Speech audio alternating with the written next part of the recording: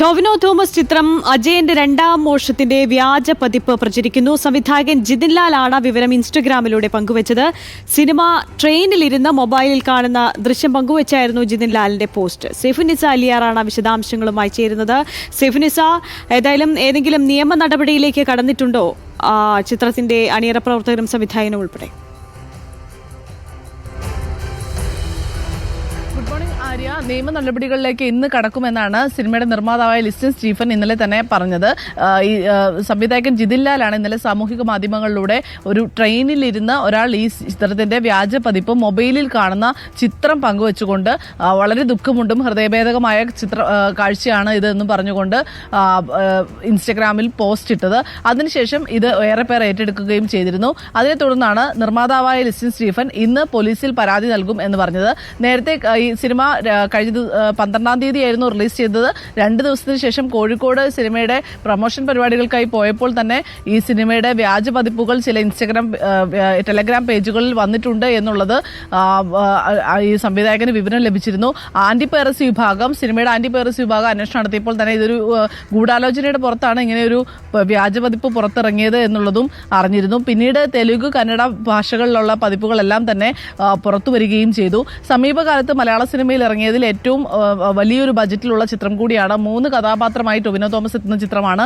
8 വർഷമായുള്ള ഞങ്ങളുടെ പരിശ്രമത്തിന്റെ ഫലമാണ് ഇതെന്നും ഇങ്ങനെയൊരു രീതിയിൽ സിനിമ പ്രചരിപ്പിക്കപ്പെടുന്നതിൽ ദുഃഖമുണ്ട് എന്നും സംവിധായകൻ ഇന്നലെ പറയുകയും ചെയ്തിരുന്നു. ടൊവിനോ തോമസ് വിഷയത്തിൽ പ്രതികരിച്ചിട്ടില്ല. എന്നാലും ഇന്നൊരു പ്രതികരണം ഉണ്ടാകുമെന്ന് നമ്മൾ പ്രതീക്ഷിക്കുന്നുണ്ട്. 30 കോടി ബജറ്റിൽ നിർമ്മിച്ച ചിത്രമാണ് ഈ അജയന്റെ രണ്ടാം മോഷണം എന്ന ചിത്രം. എന്തായാലും ഇതിൽ നിയമ നടപടികളിലേക്ക് അണിയർ പ്രവർത്തകർ കടക്കുമെന്നുള്ളത് പ്രഖ്യാപിച്ചു കഴിഞ്ഞു. സെഫുനിസ, ഈ സിനിമകളുടെ വ്യാജ പതിപ്പുകൾ പ്രചരിക്കുന്നത് ഈ സമീപകാലത്ത് വളരെയധികം വ്യാപകമായ ഒരു കാര്യം തന്നെയാണ്. ഇതിനെതിരെ എന്തെങ്കിലും നടപടികൾ നടക്കുന്നുണ്ടോ? അതായത് ഇത്തരത്തിൽ വ്യാജ പതിപ്പുകൾ പ്രചരിക്കുന്ന സിനിമയുടെ, അതായത് തിയേറ്ററിൽ വെച്ച് സിനിമ കാണുക എന്നുള്ളതിന് ഒരു വെല്ലുവിളി തന്നെയാണ്. അത്തരത്തിൽ എന്തെങ്കിലും ഒരു നടപടി ഇതിനെതിരെ നടക്കുന്നുണ്ടോ സെഫുനിസ?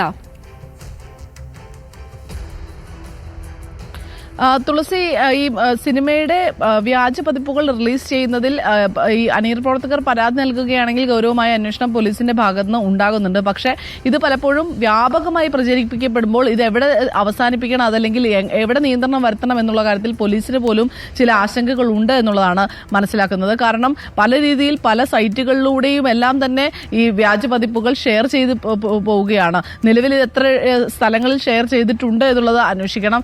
അത്തരം സൈബർ വിഭാഗത്തിന്റെ എല്ലാം തന്നെ ഒരു സഹായത്തോടെ അക്കാര്യം കണ്ടെത്താനാവുകയുള്ളൂ.